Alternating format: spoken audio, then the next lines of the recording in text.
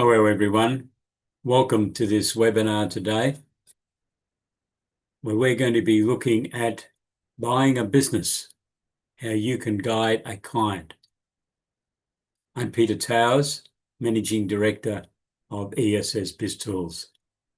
We are live feeding this webinar recording today to social media, and if you're watching from social media, welcome. If you have any questions, you'll have to send me an email, please, peter@essbiztools.com.au.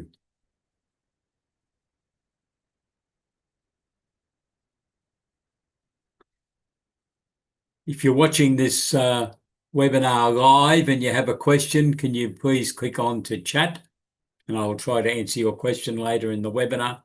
And if you're watching this at a time that's more convenient for you, and you have a question then, well, please send me an email, peter@essbiztools.com.au.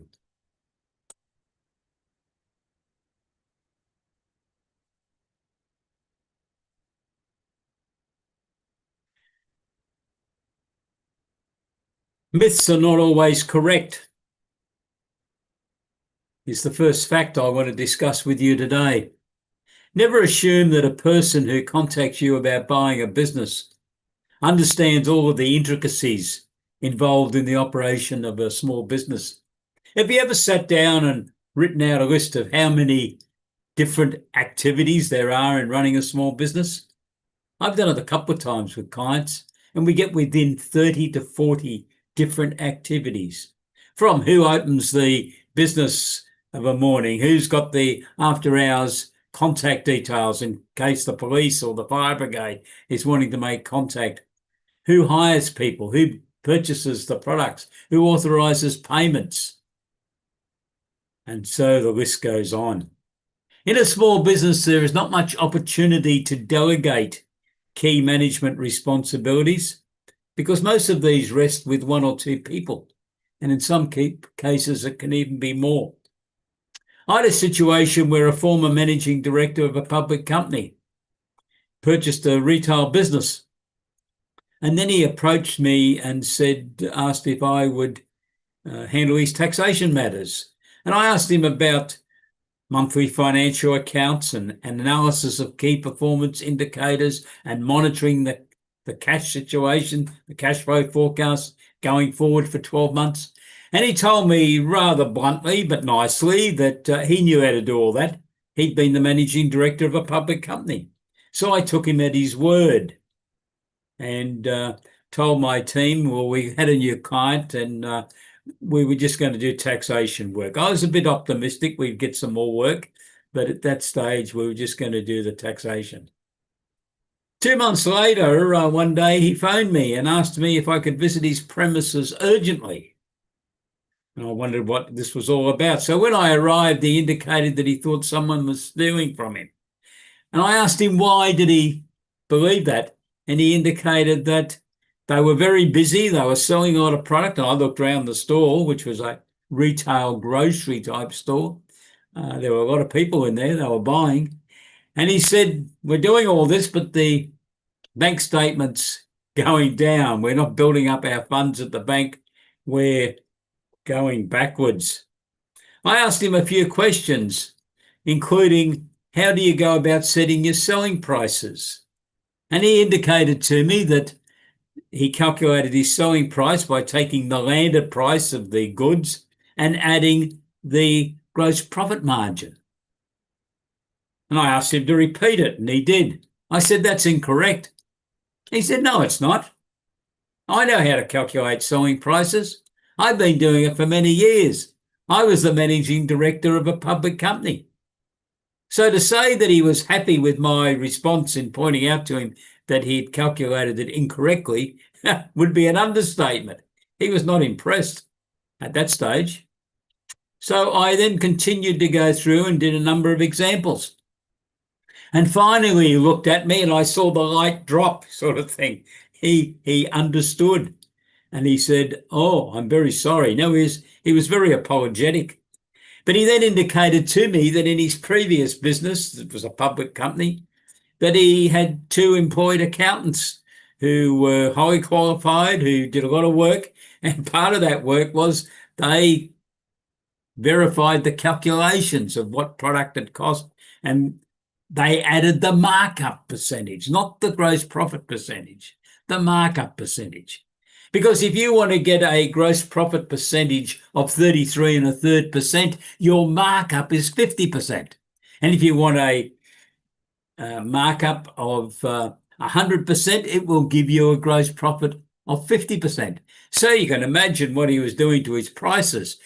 Products that should have had in a grocery store a markup of 50% were in fact only getting 33.33%.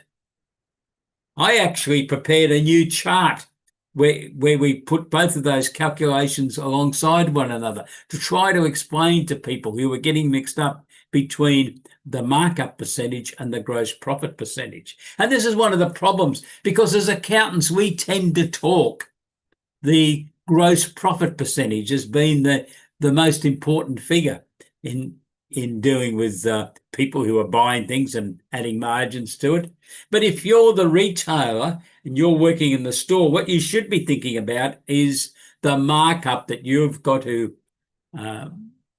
put on that product to achieve your overall gross profit percentage. So he got into this problem because he thought he understood it all. So that destroyed a myth that I had, that an experienced person, especially someone who had been a managing director, would be able to operate a small business. But it was the problem that I pointed out at the beginning. This 30 to 40 different obligations within the firm, that if you had a bigger firm, you would have people with responsibility charts prepared for each of those 30 to 40 positions. And indeed, your clients still should have that. But unfortunately, the guy that wears the cap is probably going to be the same person each time. I remember seeing a video years ago. It was very humorous, where it showed a hat rack in the managing director's or the owner's office in a business, and they were all different colours. I don't know where he got all the colours from, that he got all different colours, 40 odd hats. And every time during a day that he was starting to undertake a different role, he would go and put on the cap. So if anyone saw him and he had a red cap on, that was marketing. If he had a blue cap on, he was going to do some sales. If he had a green cap on, he was reviewing the financials, accounts, and so on. But it wasn't a bad trainer, actually, for a business person to make sure that they had changed their stance. They were no longer the marketing manager. They were now in sales mode, or they were back in an analysis of accounting material. So even seasoned executives can stumble when buying a small business, because a lot of them are just not used to this range of activities that they've now got to look after. They can't delegate. And I've thought a lot over the years about the managing director that I worked with and a few others that I got to know over the years. And some of them would have also struggled, I think, in going back into a small business where they had to do everything themselves. They were very good when they could delegate it. They were great delegators. They knew what they were after. They understood the vision.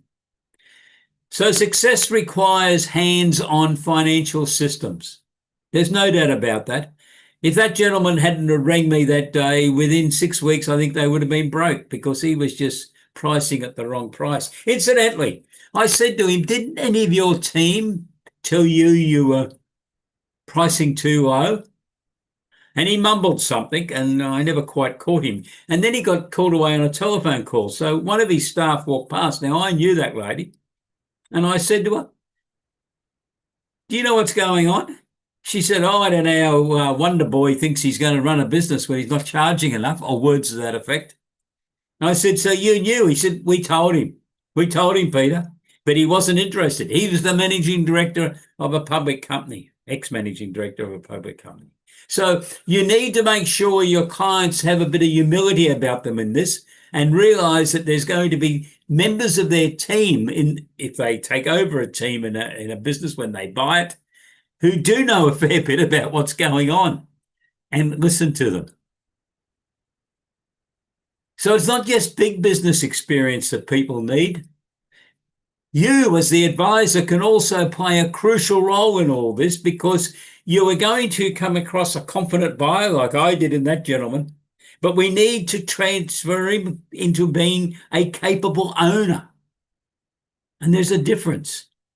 The capable owner is going to have some understanding of the processes. He's going to realize that they need to ask for help to you, to their experienced team members that they've taken over in the business, if they are going to be successful running a small business.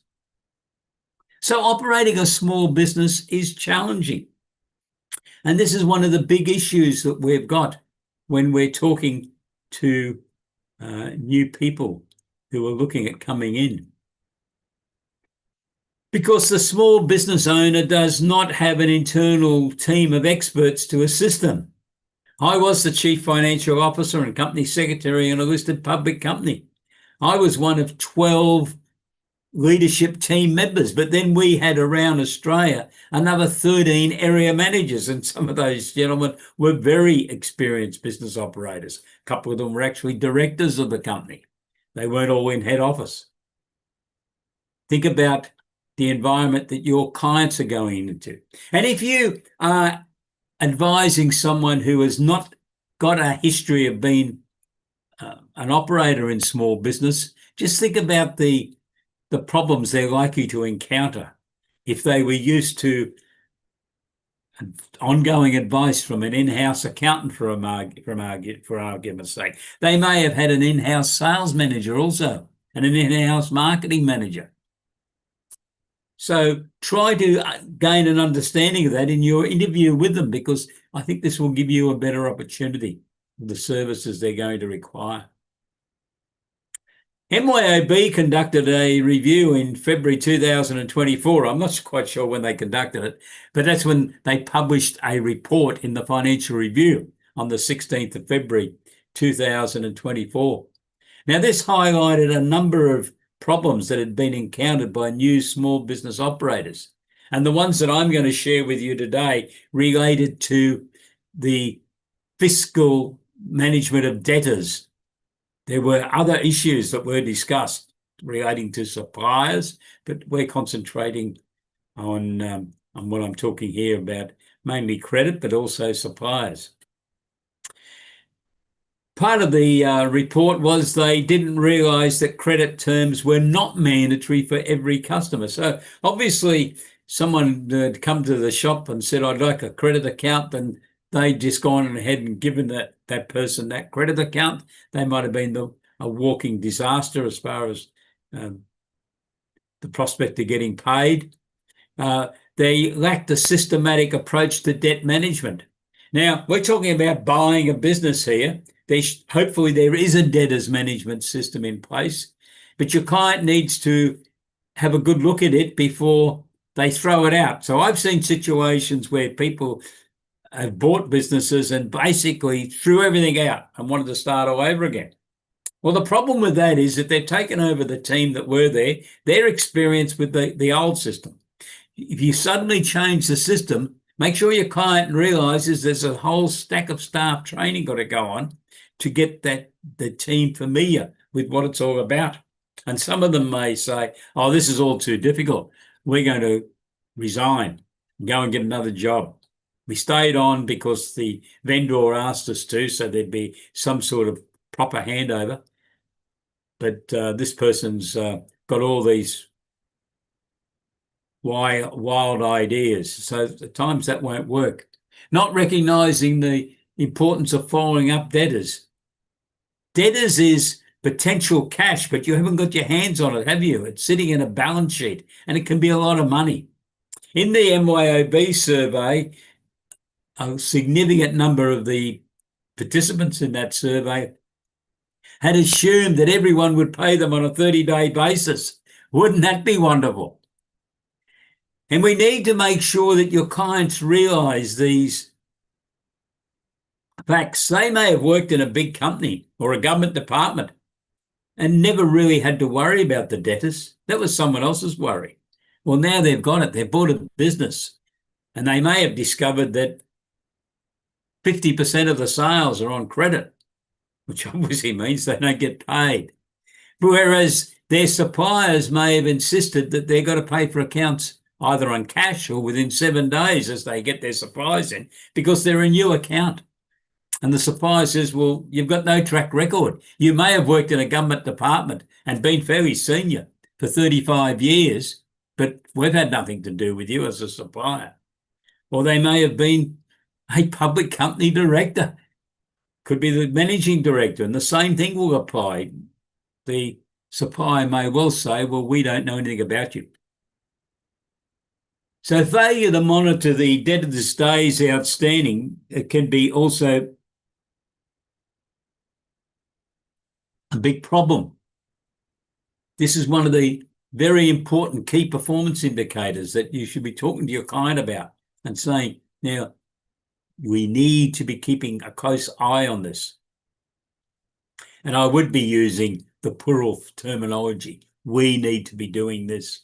Because I think you need to be establishing with a client that the best system for them to do is to have your firm working as a virtual chief financial officer. Because the MYOB report, which is quite interesting reading, you can get it on our website, would show that just because people experience in other activities doesn't mean they're automatically going to be successful in running a small business. So now I'm now quoting from the report prepared by Paul Robson, the MYOB of the CEO of MYOB. His report was called Dead Set Nightmare. And he said, a large number of small businesses go out of business in their first 6 months, not because their idea was a bad one, but because the fiscal management was poor. Fiscal management was poor. Well, we know something to tell small business operators, don't we? That as accountants, you can supply that fiscal management ingredient that they need. They might be great marketers. They might be great salesmen. They might be great engineers, but they need to understand fiscal management. And if they're a brilliant accountant, they probably need to go out and learn those other activities of marketing, of selling.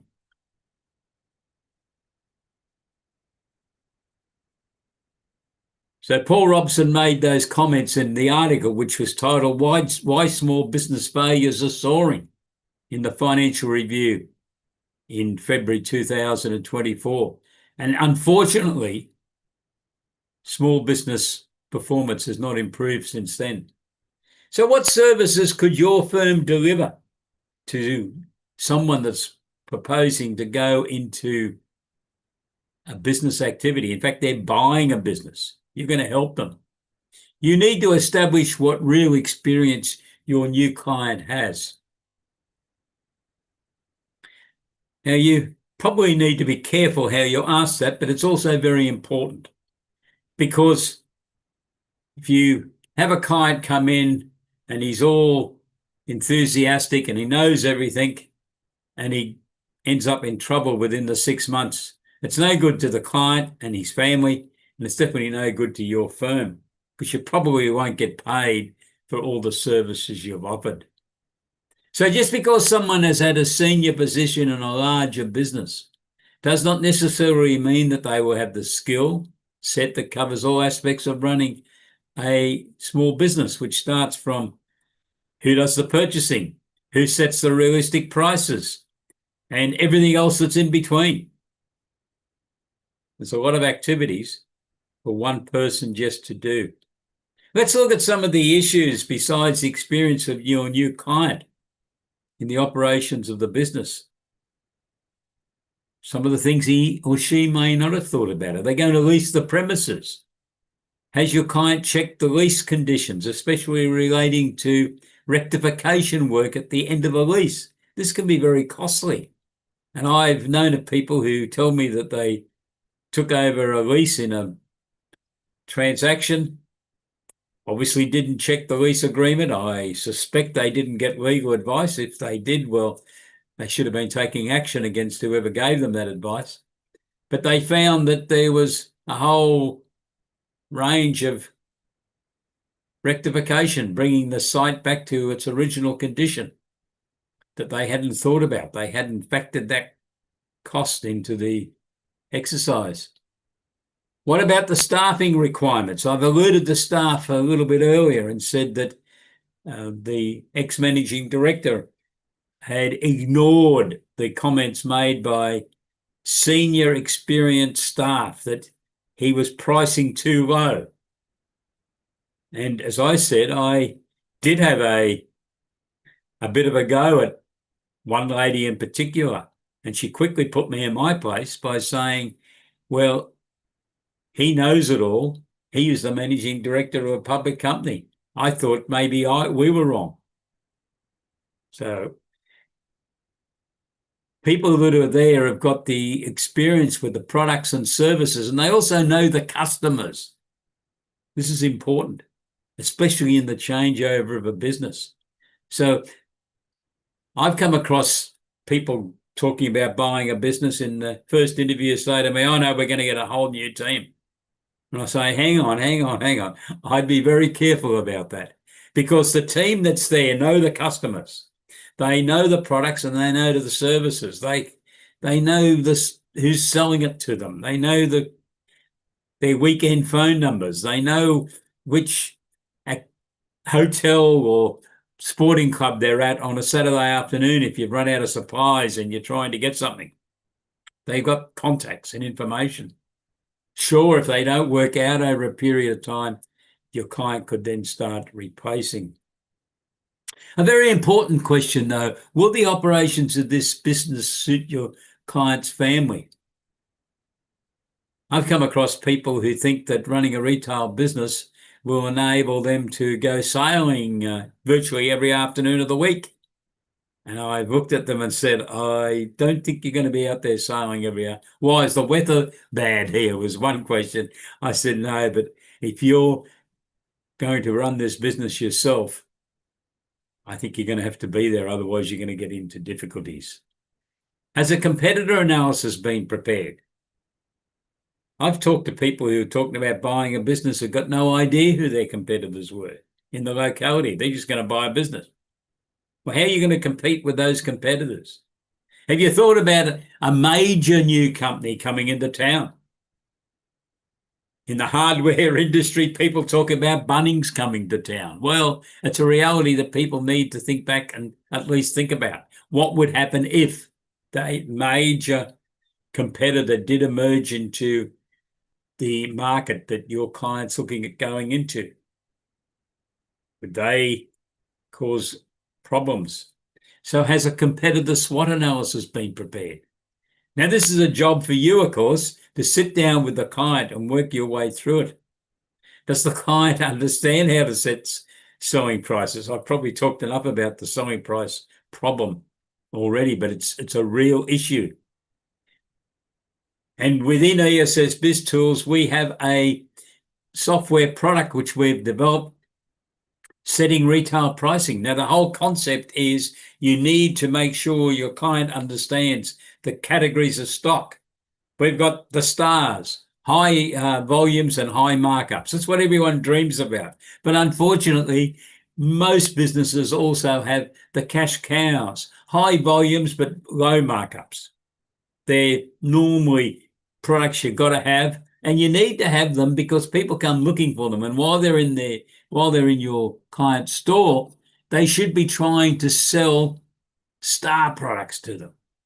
And just while I'm on about the cash cows, please make sure your clients understand what they are and they don't have them all around their cash register. I can remember going into a business that I was looking at for a client, and we and I knew the guy that was the current owner. And I went there and I saw it was a Sunday morning, so people were turning up to buy their papers, buy their bread, buy milk, and all at the cash register, which he was operating on his own. He had the bread, the milk, the papers, and a couple of other things. And when I talked to him later on, I said, "Why do you have those products there?" "Oh, well, that's what a lot of people come in for." I said, "Well, why didn't you stagger them around the shop so they had to go and find them?" "Oh, well, he hadn't thought of it."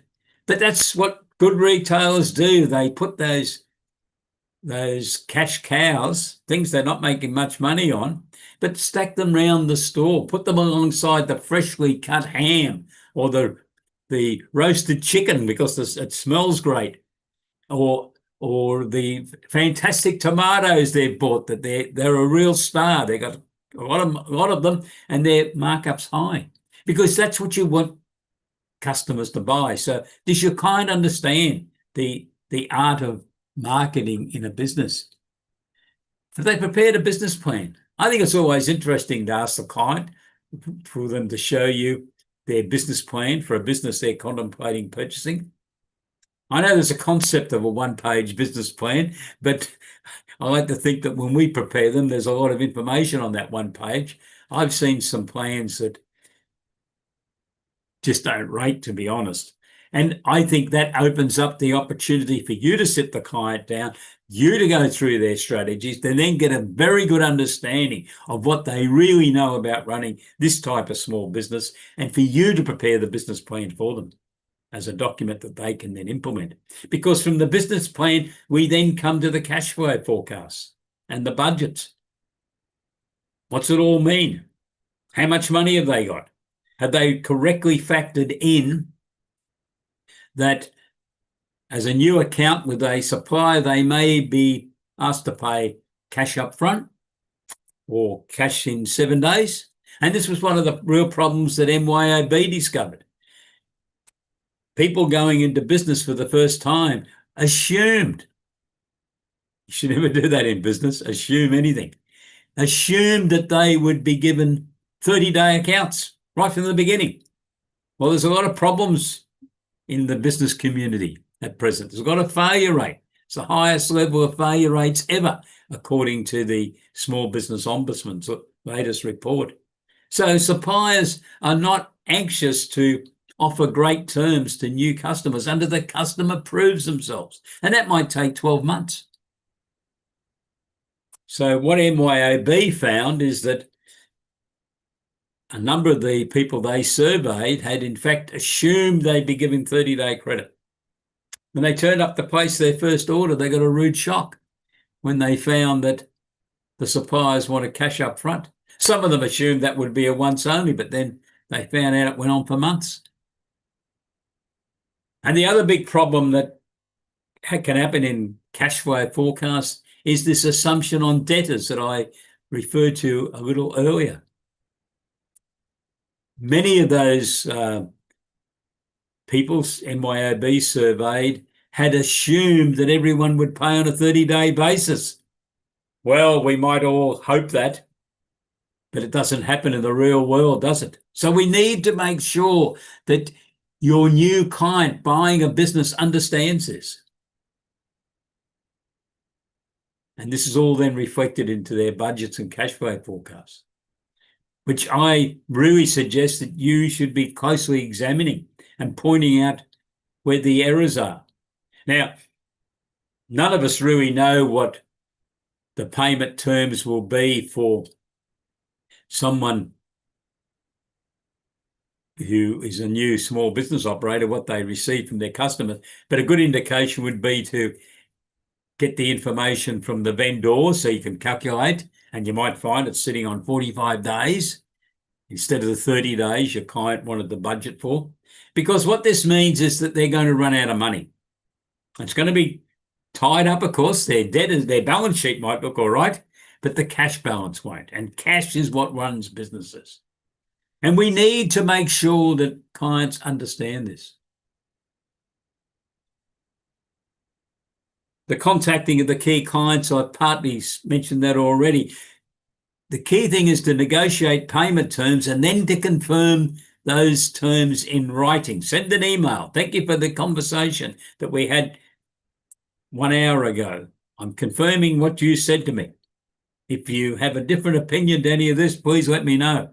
Because we all know that in a conversation, especially by telephone, things can get distorted.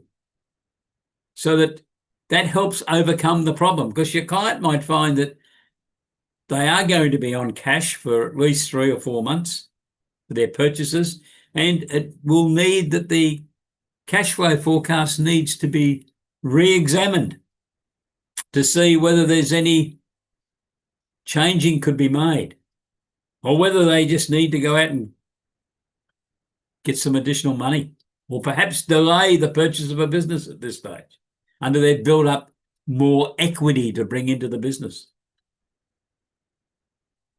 And most definitely, if there is credit sales, there should be a debtors management system in place already, but I live in the real world and I know that that might not have occurred, but your client should be establishing one, and you have a package on debtors management systems if you're a subscriber to ESS BIZTOOLS, because we have that in our system.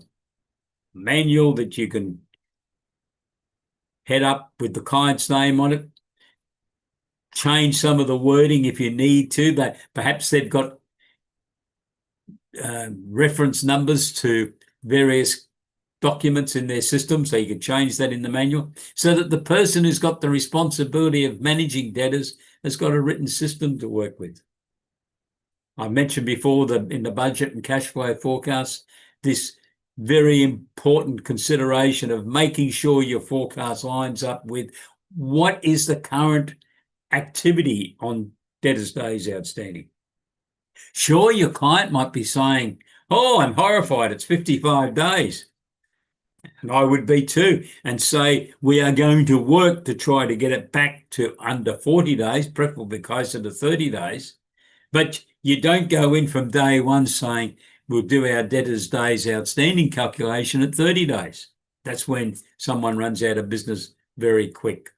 And we also need to make sure in the cash flow forecast, the payment terms that have been stipulated by the suppliers are being met.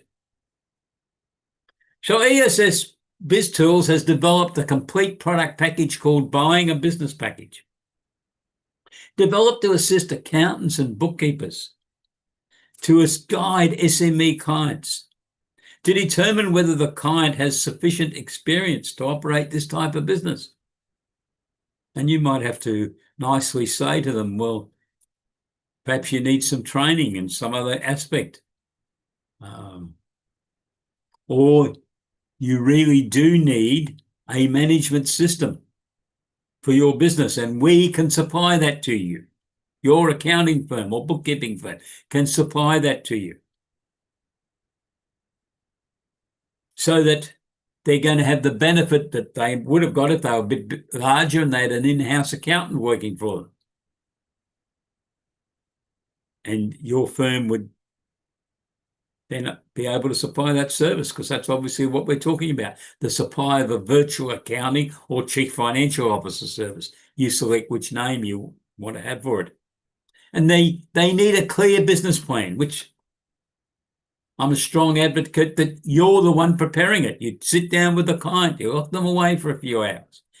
You were going to, if you use our system, you'll have over 45 different systems we work through, looking at every aspect of the business. Now, some of them won't apply, of course. You don't worry about those, but others are very important, so that the client gets a far better understanding of what they're taking on in buying this business. Establish a weekly performance report, vital information. One of the things I found out when I joined a public company was that, a listed public company, was that the emphasis was on a daily report, very brief. These are the people that are going to pay us this week. So it was a nice little memo in effect to whoever was responsible for that debtor to make sure you got onto them and that they paid this week, because you needed the money to pay creditors. But the the key aspect of it all, what was the result out of this week's activities? Now, the weekly performance reports are a mixture of actual information and some budget estimates, but it can work very accurately so that you are able to analyze the performance. And one of the key figures there is gross profit percentage, but not being added to the purchase price of the goods to determine a sale price, but being the final figure. So that if your budget estimate was that the business would achieve a 38% gross profit percentage and the weekly performance reports indicating 23%, hello, there's a problem. We need to investigate it. Now, think what happens at present in the vast majority of businesses in small business land. They don't get a weekly performance report. They get anything, it might be a set of half-yearly accounts or annual accounts. It's too late then. If there's a problem in the system, it might have kept on happening every day for months because it hasn't been picked up because someone hasn't analysed the results. This is what the big end of town do. And I subsequently found it's what happens in Woolworths and Coles in each of their stores, in the local store. They know their results. And I did some consulting work for some IGA franchisees, and the same systems have been implemented. They've got great information. And yet, in shopping malls all around Australia, we find just outside a Woolworths or a Coles or an IGA store, there's a independent business, a butcher shop, a small goods business, a bakery business. And I often talk to some of those people, and some of them I know, some of them were previous managers in the public company that I was involved in. And I say, and you're doing your weekly performance? Oh, no, Peter, that takes an extra couple of hours a week. No, we don't do that. And, unfortunately, over the years, I've wandered back and checked on those businesses. And the guy that I knew is no longer there. When I make inquiries, I know they got into difficulties. They get into difficulties because they're not getting the feedback. They're not getting, you need to have a look at something. You were expecting to make 38% gross profit percent. Was there any major change that might have caused it to drop to 23%? And there could be legitimate reasons. There may have been an expectation of a great new product being introduced that week that was going to enable a very large markup to be applied, but there was a flood somewhere or the trucks got held up, the goods never got to the store, so they didn't have that great line that was going to be in the system. That may be the answer. But then next week, of course, we want to see what the result is again. And it can work. And it's the way some successful retailers do. The public company I was with, it was one of the major Australian meat companies. So we had retail, butcher shops, small goods, major international meatworks.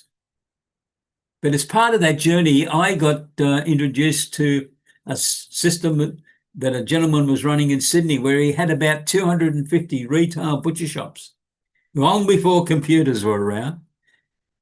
And each week he knew each of those shops' results. And if the margin fell below what the expectation was, he had a relief manager who would go in there the following week, that week then, to take over. Now, if that guy ran it and had come back in line with what was expected, the original manager, who'd been on some sort of study leave, and the week he was removed from the shop, he would go back in. Now, if at the end of his second week, the problem still existed, unfortunately, that manager no longer had a job, or most definitely not as a manager. That particular business had 250 retail butcher shops. Could implement it. You should be able to implement that type of system with your one-off clients because they then know what's going on. There needs to be a monthly set of financial accounts because one of the key areas here is it's going to prove the monthly financial accounts, prove the estimates contained in the weekly performance estimates. You then can get a comparison to budget. You then prepare a monthly report on the actual financial performance, looking at the key performance indicators, the other business metrics. Look at the cash flow forecast. Adjust it going forward for 12 months. Is there any major problems forecast? Because now's the time to start doing something about it. So do you want to know more? Please visit our website, www.essbiztools.com.au, and click on Packages and Pricing, Buying a Business. Or you can click on the starter package, Buying a Business, because buying a business is an integral part of the overall starter package.